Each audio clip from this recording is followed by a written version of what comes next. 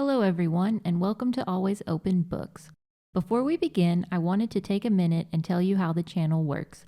We will be releasing this book in 6 videos throughout the next 3 weeks on Tuesday and Fridays for free. If you like what you are hearing and can't wait to see what happens next, or if you just want to support our channel, you can purchase the complete audiobook, ebook, or paperback book on our website, alwaysopenbooks.com, for a great price. I will link it down below. We have a lot more stories to come, so subscribe to be notified of our future releases. Please comment below. We would love to hear from you, and we hope you enjoy the book. Bigfoot Rescue Squad by Logan Poor. Narrated by Logan Poor. Published by Always Open Books. Chapter 1. I awoke to the clean July air deep in the Selkirk Mountains. I started my day out like I always do, with a brisk dip in the nearby stream, shook out my hairy body, and was ready to greet the day. I decided to check the fishing lines that I had set up the previous morning first. Happy days, I said to myself. When you have lived by yourself for as long as I have, you feel the need to break the silence. I had 2 fish on the line, 1 steelhead and 1 salmon. I slung the fish over my back. This was shaping up to be a lovely morning, and I made my way to my cabin. I often slept outside on these mild summer nights, but my cabin was my haven. It was smack in the middle of the forest with only a small circle cleared away. I had built the cabin into the surrounding trees with cedar planks and green moss for insulation. Humans never came this far out that often, and it is a no-fly zone, so I don't have to worry about being spotted. The path I took to my cabin was filled with bracken ferns and bunchberries. I grabbed a handful to eat with breakfast. I tilted my head to listen to the loons calling to each other from the nearby stream, and my heart filled with warmth as I opened my large rectangle door. I made it out of a heavy oak tree that fell down in a storm, and it kept most predators at bay, although nothing ever bothered me here. I like to think it is because we are friends, but it might be because of my size. My 1-room cabin is split into what I like to call my 3 domains. I have a loft upstairs which I sleep in when I am not enjoying the great outdoors. It has a straw mattress bed, a patchwork quilt, and a nightstand with a few books. I would never tell anyone the names of the books on my nightstand, because doing so would reveal the contents of my soul. My kitchen is my 2nd domain, and it might be my favorite. I laid my haul of fish onto the island rock counter. The large windows I had in the front of the house made the fish glisten while I filleted and cleaned them. I looked at my old black wooden stove. I put on the kettle for coffee and the rice maker for my sushi rolls. Don't get me wrong, I like nothing more than a seared fish for breakfast, but when you have been around for as long as I have, you feel the need to change things up. Now, with breakfast underway, it was time to enter my 3rd and final domain. This was my entertainment area. Who was I entertaining since I hadn't talked to another Bigfoot in almost 100 years? That is a good question, and the answer is me. I had the room just the way I liked it. There was a couch in the center. It had a large frame that I made from a birch tree, so it was nice and sturdy. The cushions were burlap sacks filled with pine needles and moss. I admired my butt print on the couch before my gaze fell on the picture of my Bigfoot colleagues. The 5 of us looked so happy, I groaned. We were young and didn't know that life was about to throw us a curveball. I heard the rice cooker beep. I didn't want burnt sushi. I darted my eyes from the photo and gazed upon my most prized possession in the room. My TV wasn't much to look at. It had about a pound of aluminum foil on the old rabbit ears. I moved them gently and ignored the small love shocks they gave me until the morning news came into focus and I heard, "Good morning, Canada. I'm your host, Avery McDonald. It is July 6, 2069, and you are all in for a beautiful day." I continued fixing my breakfast. I used my bucket for my dripped coffee. Some Bigfoots are all about the French press, but as I like to say, don't mean dip without the drip. I have strong opinions on food and coffee. The smell of Colombian coffee filled my nostrils and I sighed in contentment. Coming up next is the NASA team commemorating the 100th anniversary of the 1969 space expedition. Stay tuned to see what fun the team has planned, said Avery McDonald. I huffed. The day a man walked on the moon wasn't something I wanted to remember, let alone commemorate it. I looked at my breakfast and smiled. I had plated my dish perfectly with the freshly made sushi rolls. I called them Sasquatch rolls. I think they could be a big hit. New Space Company is your #1 supplier of space needs. I hate commercials. I wasn't a fan when they were invented, and I am not a fan now. I placed my breakfast on the log table in front of my TV and sat down on my couch. And we are here in Florida with the first civilian space team to travel to Mars for year-round living. I saw a group of 10 to 15 humans fidgeting nervously in the background. If all goes well, I might join you, said the newscaster. No one thinks you're funny, Avery, I mumbled. I took a large gulp of coffee. Perfection. We have some pictures of the Mars base camp right here. The first picture was put on the screen and I immediately spat out my coffee. I couldn't be seeing what I thought I was seeing. It was the base where the civilian astronauts would be staying. It looked like a normal base camp with a large silver dome and tunnels going to the other tents. But in the first picture, behind the dome tent furthest away, I thought I saw the arm of a fellow Bigfoot. I kneeled on the floor, gripped the TV, and pressed my face to the glass screen. Come on, Avery, stop talking and show me more pictures. Another image appeared on the screen. This one was one of the large mountains on Mars, and behind the closest mountain, I could see the side of a hairy creature's head. Come on! It took all my strength not to crush the TV between my large hands. The final image they showed confirmed my suspicions. Next to what appeared to be the cargo containers, I saw him. My friend Bob. I jumped up. Bob wasn't dead. He landed on Mars those 100 years ago. He had been trying to get to the moon, but something must have happened. This was great. I finally found Bob after all these years, and I only have to wait a week to see him. Oh wait, this was terrible. The astronauts will find Bob and expose all of us to humankind. No matter what they say, they are not ready for us. My heart started beating 1,000 miles a minute, and for Bigfoots, that isn't just a saying. I started pacing around my cabin. Did I have any more sushi? Perhaps more food could calm me. I grabbed the last sasquatch roll, drank the rest of my coffee, and left without cleaning the rice cooker. This was no time for etiquette. Our lives are at stake. After I had finished the last drop of coffee, I knew what I had to do. I needed to call the gang, and we had to get Bob back before the astronauts found him. I don't have a landline when I'm out in the woods with nature. I like to be off the grid. My one guilty pleasure is my TV and the occasional telenovela, but I keep that fact to myself. The others would never understand my love for the TV stories. There is a convenience store not that far away, only about 20 miles. I can make it there by lunch if I walk briskly. Bigfoots don't run, no matter what the propaganda says. Chapter 2.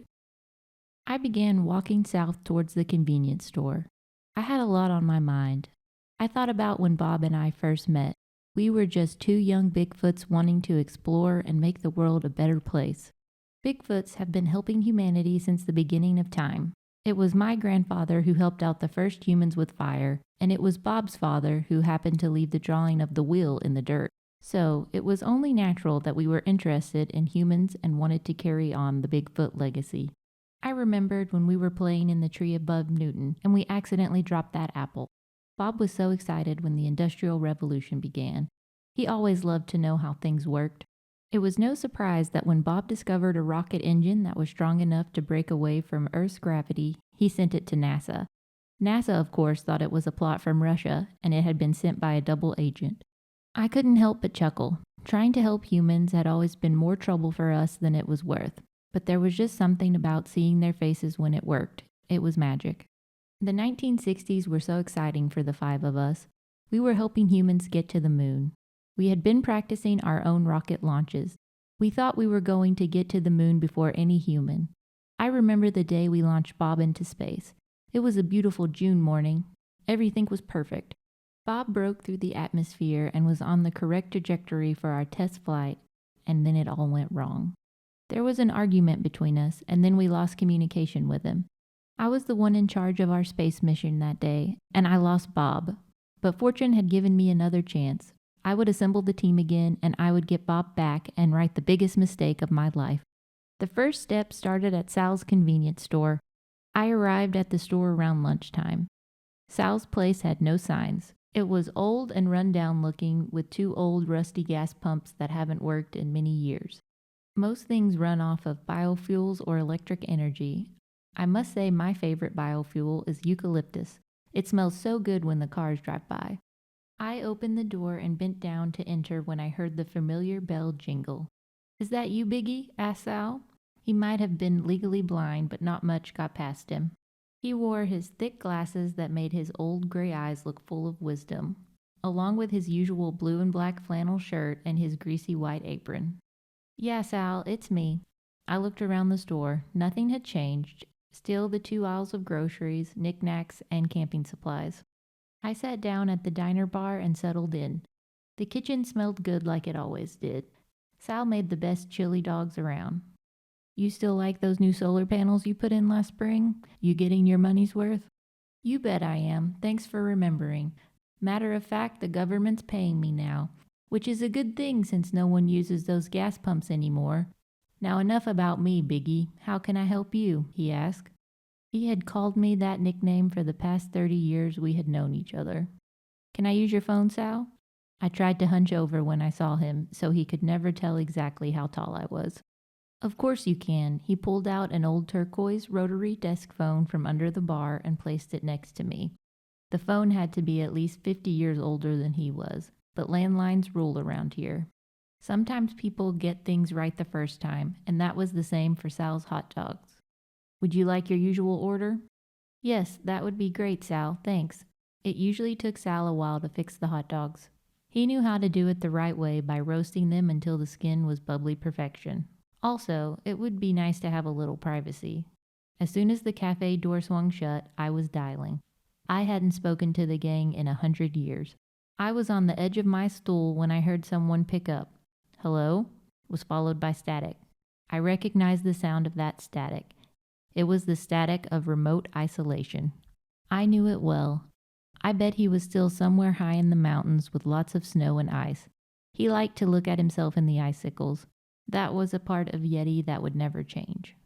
"Hello, Yeti, can you hear me? You will never guess what I saw on the news this morning. I know where Bob is." It was followed by more static and silence. I find technology so annoying when it doesn't work. "What? Where did you find him?" "Oh my gosh, Bigfoot, this is great," Yeti said. And I heard a great swooshing of wind, and I wondered if Yeti had used his old trick of curling himself up into a ball to roll down the mountain. That is how he got his nickname, the Abominable Snowman. The snowman part at least. The abominable part came from his lack of hygiene in the early days. The good news is that he landed on Mars. I heard another swoosh, and it sounded like a large amount of snow hitting something solid. I swear I heard the jingling of icicles in the background. The bad news is that NASA is sending a group of astronauts to Mars to set up a base camp. We have to get to Bob before they do. That ridiculous cryptid can't even stay hidden on an isolated planet. Yeti chuckled. He was never great at hiding. "Where do you want to meet up? You still living in that cabin in Canada?" "Yeah, meet me there as soon as you can," I said. I couldn't help but feel a tinge of excitement. "Okay, it shouldn't take me too long to get there. See you tonight." "I can't believe we finally found him," Yeti said. The phone clicked and I started to place my second call when Sal poked his head out of the kitchen door. "Just a few more minutes on those dirty dogs. Everything okay, Biggie? Your energy feels more electric today." "Yeah, everything is great, Sal. I just need to make one more phone call and then I will be out of your hair." He giggled. "Don't have much hair left, unlike you. You've had long hair since I first met you. How long have you been growing it out?" "Since the day I was born," I said with a smile. Sal always lightened the mood. He may not have had great eyesight, but he had a sixth sense about people.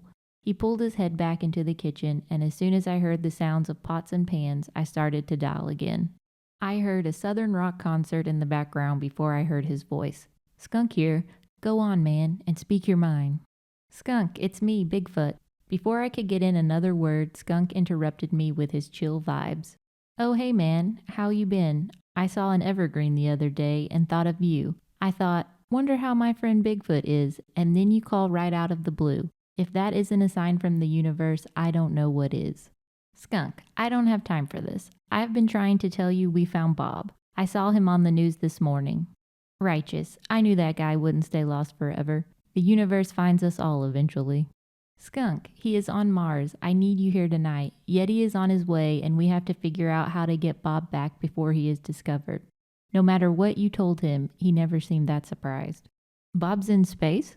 "Yes, Skunk. I thought the universe already told you that. Get here tonight and I will explain everything. Do you remember where my cabin is? Yeah, man. There are some things a skunk ape doesn't forget. I will bring my best incense sticks. We can center ourselves before this cosmic journey. I hung up the phone and sighed. Those two were going to be a handful, and it was stressing me out. But to my relief, Sal appeared with his chili dogs. The steam floated up to my nose, and I grinned in delight. Onions, relish, sauerkraut, and brown mustard made me salivate. Sal had, of course, made me the usual 6. I would still be hungry after I ate these, but if I ask for a larger number, people tend to get suspicious, and I can't say they are for friends, because even Sal knows by now I don't have any. I dug in. Everything will be fine, Biggie. He patted me on the back. Thanks, Sal. I know you're right. You always know how to make a person feel better. It was nice to hear that from someone else. That's a nice jacket you're wearing today. It seems a little heavy for the summer, though. I tensed. Sal was right. It was too heavy for the summer. I had forgotten to put my usual human outfit on in the excitement. Oh yeah, you're right, Sal. It felt chilly when I left home this morning. Yeah, it did. That was all Sal said. Thank goodness for his easygoing charm. I paid him for the chili dogs and got out of the gas station before anyone saw me. What had I been thinking? I hadn't been this careless since the 1980s when I had to steal back my own hair from a gang of sasquatch hunters. This rescuing Bob was going to be a lot of work, and I needed to have a clear head to do it. I owed Bob that. We all did. I walked back to my cabin and started tidying up everything. How does one start a conversation with someone you haven't spoken to in almost 100 years? Yes, we were friendly and sent the occasional birthday card, but that was about it. I swept the house, washed the dishes, and I reset my fishing lines. I'm sure everyone was going to be hungry. Yeti wasn't that far away, and I expected him soon. I had just finished everything up and was putting on some hot water for coffee when I heard his gigantic footsteps. The dishes started to shake, and it was like Godzilla was coming to your house. Before he could knock on my door and crack it in half, I opened it. Hey, Bigfoot. I got here as soon as I could. I was up in Alaska. He looked almost sheepish. Why had being in Alaska made him blush? We had more catching up to do than I thought. What were you doing in Alaska? I asked. Oh, I was visiting my girlfriend Wendy. He ran his fingers through his long white hair.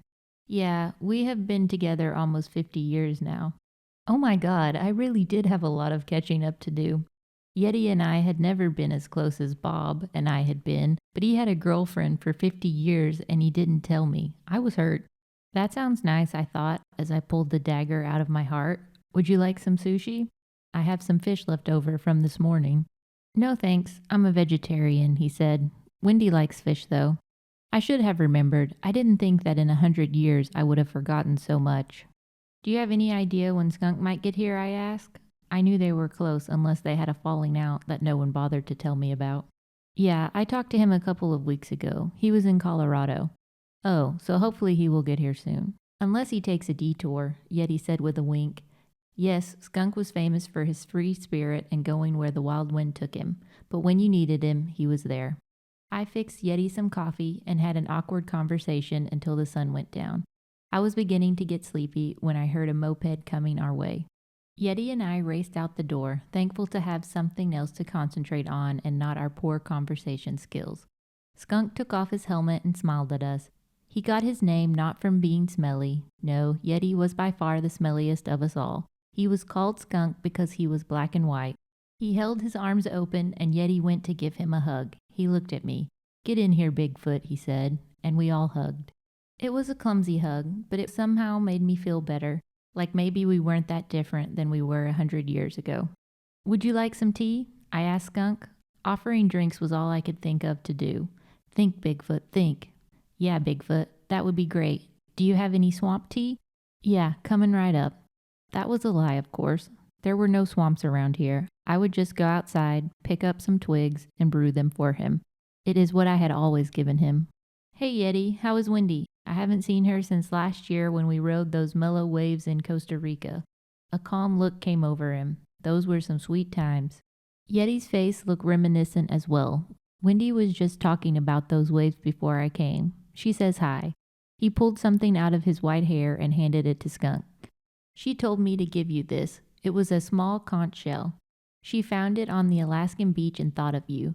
She thought you could add it to your shell collection. Skunk took the shell like it was a treasure. This one reminds me of the shell we found in Greenland. Tell her I said thank you. I felt like the oddball in the room. These two had definitely kept up with each other.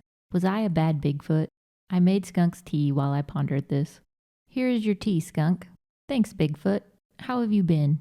Didn't really get to catch up with you over the phone. Oh, you know, I've been busy with this and that. What about you all? I heard Yeti has a girlfriend. What about you, Skunk? Skunk choked on his tea a little. You know the skunk stays single. Yeah, said Yeti. He likes to keep his options open. He used air quotes and Skunk frowned at him. I looked up the pictures from the news report on Mars. Skunk pulled out his tablet and showed it to Yeti and me. You are right. I would know Bob's arm and backside from anywhere. So, Bigfoot, what is your plan? How are we going to get Bob back? Asked Yeti. I knew this was going to come up, so I wheeled out my planning board from the corner of my house. Okay, so we need to get to NASA. I pointed to the board where the picture of the rocket ship was. Yeah, but how are we going to get there? Asked Skunk. Well, I have a few ideas. Like? Asked Skunk and Yeti in unison. We catch a bus to Florida, wait till the cover of night, and sneak onto the spaceship. I was very proud of my plan. It had taken me almost 4 hours to come up with.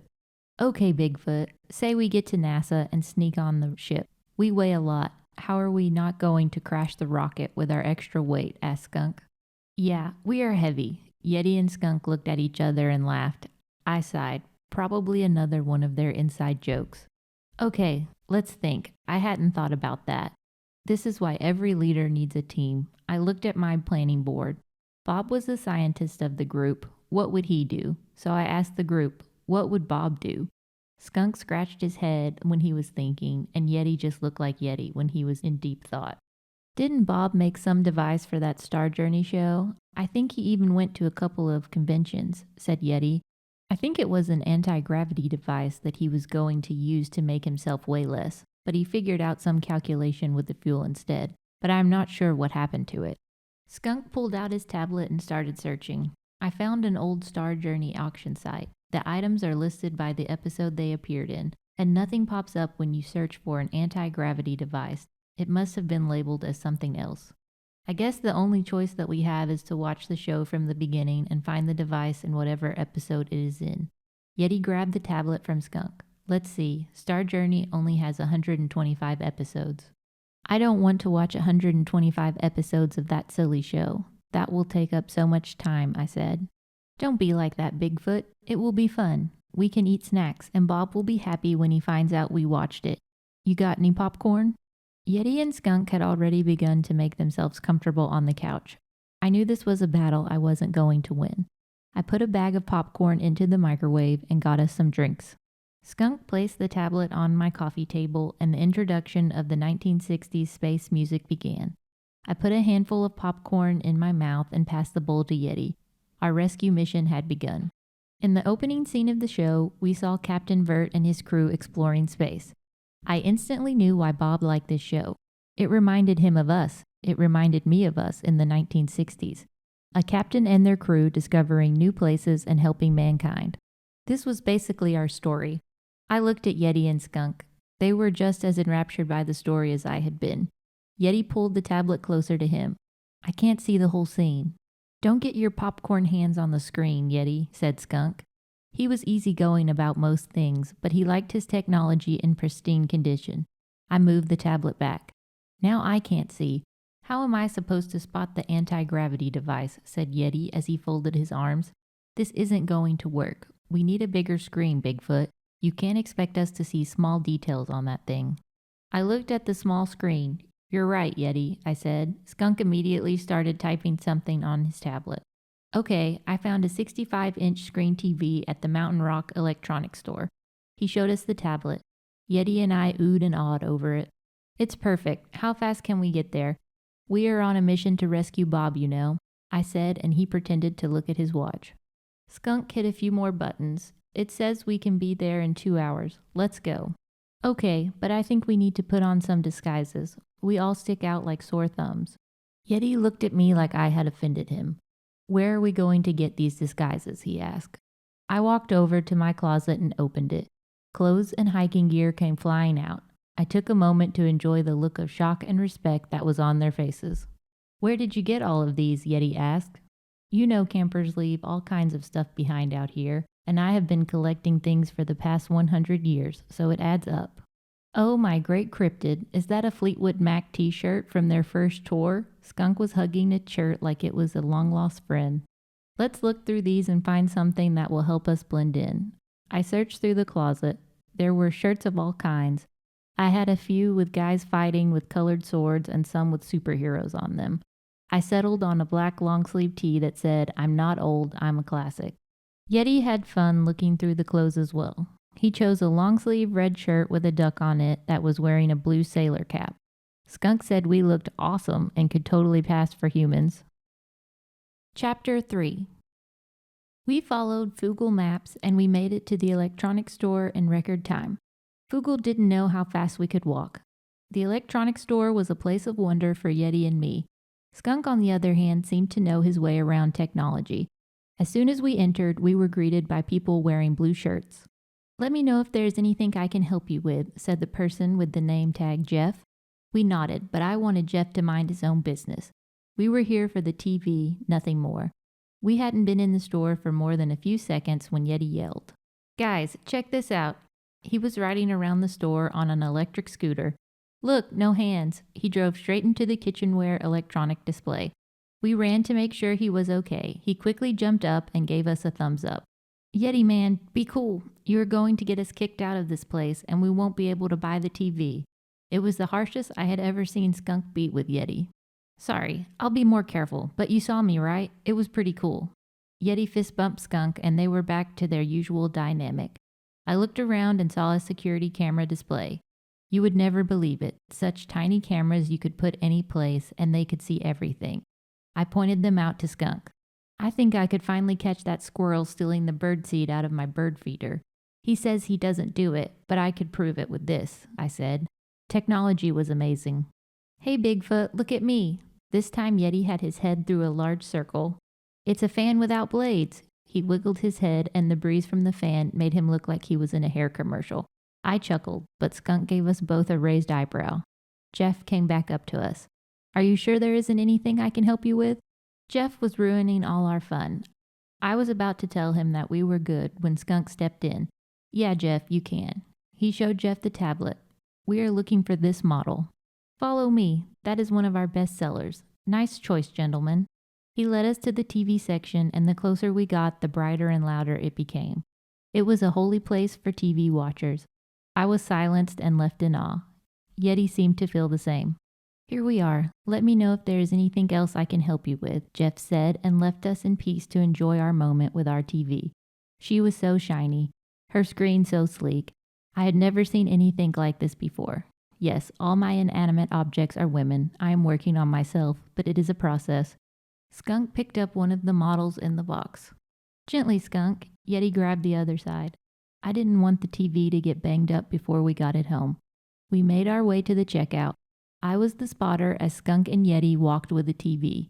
We set the TV down at the checkout counter. "That will be $825, said the blue shirt Jeff. I started panicking. I didn't have that kind of money.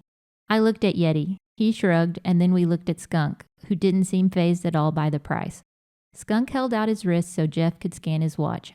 I didn't even know Skunk wore a watch. Jeff smiled and told us to have a nice day, and that was it. I waited until we were out of the store before I asked Skunk about it. He said the watch was linked to his bank account, and I spent the rest of the walk home trying to get my head around it. It was dark by the time we got home. This had been a long and exciting day for all of us. Skunk set up the TV while I made us Kung Pao street noodles. It was one of my specialties and their favorite if I remembered correctly. I plated 3 dishes and sat them on the coffee table. It's all set up, Bigfoot. I installed the app so we can watch Star Journey. Thanks, Skunk. I was so excited. Star Journey on the big screen. Do you think we should rewatch the first episode since we couldn't see it that well? Asked Yeti. Skunk and I nodded. I hadn't had this much excitement in my life in at least 100 years. The 3 of us nestled onto the couch. We slurped our noodles until episode 3. Do you think we should fast forward some of the episodes and look for the anti-gravity device? Skunk asked. He had been put in charge of the remote. No, I think we need to watch every episode at normal speed so we don't miss anything. It will make less work in the long run. I brought us all 2-liter orange sodas and we continued to watch Star Journey. I became engrossed in the episodes. Was Captain Vert going to keep his crew out of trouble? What new lands would they discover and what new friends would they make? I downed every color of the rainbow when it came to sodas. The bottles started to pile up. Yeti had a massive cheese puff beard and the plates on the coffee table were almost as high as the TV. We kept watching and finally the moment we were waiting for happened in episode 74. There it is. I jumped off the couch and Skunk paused the show. Look, I pointed past Captain Vert's desk. It was on the bookshelf lying on the red leather-bound book. We found the anti-gravity device. We all jumped for joy, but our excitement almost caused my house to collapse. So we had to contain ourselves. Skunk, look up who has the anti-gravity device from episode 74. Excitement was still coursing through my veins. We were one step closer to finding Bob and getting him back. Maybe I could be like Captain Vert and keep my whole crew safe. What was I saying? Life wasn't like a space TV show, but it was nice to think it was. Skunk was scrolling through continuous information. I could tell by his constant use of his index finger. Okay guys, I got it. It says a man named Robert Lee has it. He owns a Star Journey museum at his house. He showed us Mr. Lee in his home. He looked like a nice guy. So when should we leave? Don't you think we should finish Star Journey and see if there's any useful information? I mean, we are going into space, and we don't know what to expect out there. Space is the last frontier, Yeti said. Don't you want to know what happens to Captain Vert, to Smock, and the others? Will they all make it back? Yeti had me there. I really wanted to know what happened and if I was going to get my storybook ending. I was a sucker for happy endings, and Yeti knew that. Darn him for using my love of optimism against me. Well, maybe we could just watch a few more for research purposes, I said. Yeti made a noise that sounded like a yes as he brought his arm down in a triumphant gesture. So we all settled back onto the couch and started watching Star Journey again. Without my crew, I couldn't have made it this far. It was my job as captain to see that all of you made it home, and I am proud to do so. You are the best crew a captain could ask for, and it has been a pleasure to serve with you all. Those were Captain Vert's final words to his crew. My eyes were feeling moist, and I quickly wiped the moisture away. I wanted to see all of my crew come home safely as well. I looked out the window while the final credits were rolling on the screen. It must have been midnight. The moon was high in the night sky. We had watched 125 episodes, and I felt like the show had a satisfying conclusion. There was nothing better than that. I stood up, stretched, and looked around. There were a day's worth of plates, soda bottles, and 5 giant empty containers of cheese puffs. Skunk yawned, and I caught a whiff of his breath. Skunk, when was the last time you brushed your teeth? He had the worst morning breath I had ever smelled. Nature's just taking her course. He shrugged and went to search for food in my kitchen. Hey Skunk, let's find out everything we can about that Robert Lee guy and the anti-gravity device. Skunk and Yeti yawned. Can we do that tomorrow? Asked Skunk. I need some shut-eye. Yeah, Bigfoot, me too. You know we do better when we are well rested. Okay, but first thing tomorrow, we investigate Robert Lee. The next morning, we investigated everything there was to know about Robert Lee. It turns out he didn't live that far away. He lived in the suburbs of Surrey, British Columbia. He had the largest collection of Star Journey collectibles in Canada, and the museum was in his house, which we all thought was cool and inventive. From his picture on the Wikipedia page, he was in his 50s, had a beard, and liked flannel shirts. We have to do whatever it takes to get the anti-gravity device back, I said. Well, not anything, but I would definitely steal it for us, Yeti countered. I think we should just go, get a feel for the guy, and then we'll know what to do, said Skunk. Let me guess, the universe will tell us what to do, I smirked. Skunk smiled. Now you're getting it. I think we should dress up as Starries, Yeti said. He and Skunk had looked into the fan pages that Robert Lee had created.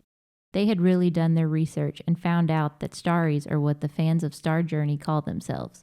We looked around in my closet and found our costumes. We each wore a solid color long-sleeve shirt which represented our favorite character from the show. I was red, Yeti was green, and Skunk was blue. We also cut the spaceship emblem out of the felt and pinned it to our shirts. I think we look fantastic. This green does wonders for my complexion. Yeah, these turned out better than I thought they would. I picked up the large cardboard box we were taking with us. The captain's red was already making me feel like a better leader. Next stop, Surrey. I looked at my crew. Light speed ahead.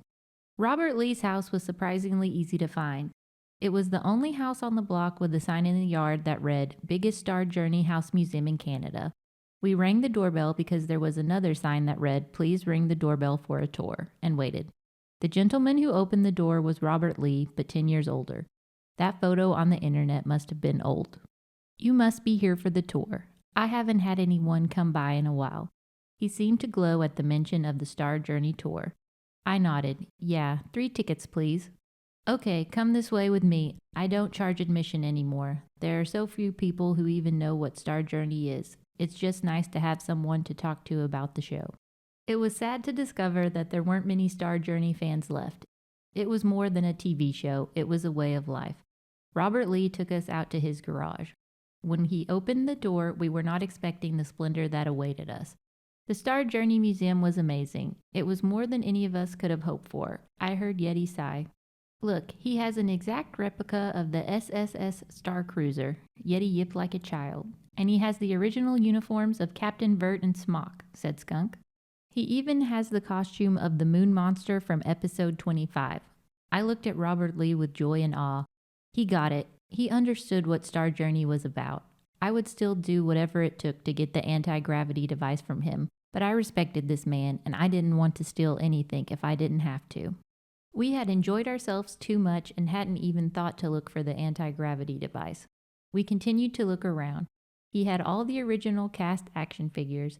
He had lunch boxes, cup sets, and t-shirts. This was a lifetime of thoughtful collection and work. I was still admiring what he had done when I saw it. The anti-gravity device was sitting behind the SSS Star Cruiser. I moved in for a closer look. Ah, you have a good eye, said Mr. Lee. That is my rarest piece from this collection. Yes, it only appeared once in episode 74. It was in Captain Vert's office. You do know your stuff. He looked at me with understanding. He knew what this piece meant to me because this show had meant everything to him. I have to be honest, Mr. Lee. The reason we came to your museum today was that we need this device. It means a lot to our friend Bob, and we are willing to pay your price for it. I'm sorry, but this item is priceless to me. Unfortunately, I can't sell it to you, Mr. Lee said. I had given the box to Yeti, and I motioned for him to bring it here. I took my most prized possession out and showed it to Mr. Lee. Is that the original Star Journey TV? They only made one of those, and it showed up in episode 1 and then never again. Are you suggesting what I think you are? He looked like a child at Christmas. An original for an original, we both said in unison. By the stars, yes. 100 times yes. He motioned for me to take the anti-gravity device and then grab the TV out of my hands. I would miss the old girl, but she was going to someone who would love and respect her as much as I did. It felt right. He put the TV in a place of honor near the spaceship. You know, it is not often that you get to meet fellow Starries. I could tell in the beginning that you 3 were the real deal. Nice costumes, by the way. And I wanted you to know that as the great Captain Vert said in episode 54, neither of us will forget the other, because we have both received something priceless today. I couldn't help but finish the quote for him. This man understood Star Journey. He understood life. If all humans were this great, I should probably get to know a few more and be like Skunk. Both Robert Lee and the 3 of us had tears in our eyes as we left the Star Journey Museum. After Robert Lee's, we decided we needed to refuel. We stopped at Binnys Diner. It had booths that were big enough for us all to fit in, and it had food that all 3 of us liked. Once nestled into the booth, the waitress Darlene took our order. What will you have, boys? She looked us up and down like she didn't quite know what to make of us. I would like 4 cheeseburgers, extra cheese, extra bacon, and extra special sauce. Yeti smiled and handed her the plastic menu. She raised an eyebrow, but then continued taking our order. I'll have 2 blueberry waffles and a strawberry waffle and 3 chocolate waffles with syrup and whipped cream. Skunk smiled. I could tell he was excited about the fruit and whipped cream. Anything for you, honey? She asked. I was distracted by the TV in the background. It was Avery McDonald talking about the space mission. I used my Bigfoot hearing to hone in. Looks like everything is ready for the space launch. We're here in Florida at the Kennedy Space Station. We are standing about 5 miles from the launch site, which is heavily guarded for the anticipation of this historic launch. This will be the closest the crowds are getting to the space shuttle. If you haven't gotten your spot by now, there is no way you are getting anywhere near the space station. With only 3 days left until the launch, the energy from all the onlookers is electric. Avery McDonald had just dropped a bomb on my plan. We had already wasted 4 out of the 7 days watching Star Journey, and now the path of the rocket was blocked. This wasn't good. I'll have 2 orders of the endless chocolate chip pancakes with syrup and the bottomless coffee. I hoped the food would calm my nerves. Honey, they are endless pancakes. You only need 1 order, she said with a concerned look on her face. Trust me, I need 2 orders. I handed her the menu and she went to the kitchen. She must have recognized my despair. What's wrong, Bigfoot? You only go all out when something's bothering you. I was trying to hold in my frustration, but it shot out at Skunk. Oh, can it, Skunk? Our plan is ruined. Didn't you just hear what Avery McDonald said on the TV? I pointed to the TV behind me. The program was on a loop where they kept showing the same news stories. Yeti and Skunk listened in. Don't yell at Skunk. It was your plan and we just tried to help you. You always blame others for your mistakes. Yeti crossed his arms as if he was begging me to disagree. He had me. I couldn't disagree. I did the same thing when we lost Bob. This situation was going bad quickly.